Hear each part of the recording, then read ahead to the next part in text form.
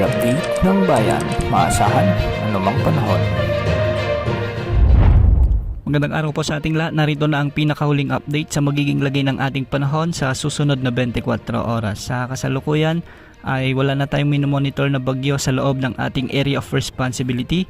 At si dating bagyong Emong ay huli na lamang namataan sa 875 kilometers hilagang silangan ng extreme northern Luzon. Taglay nito ngayon ang lakas ng hangin na umaabot sa 45 kilometers per hour malapit sa gitna at pagbugsong umaabot na sa 55 kilometers per hour. Ang kilos nito ngayon ay almost stationary o halos hindi ito gumagalaw. Sa mga susunod na oras ay inaasahang magde-dissipate na ito o malulusaw at magiging isang remnant low na lamang habang ito ay nasa Ryukyu Island ng Southern Japan. Samantala, ang isa pang bagyo sa labas ng ating area of responsibility ay lumakas na bilang typhoon category at ito si Typhoon Cross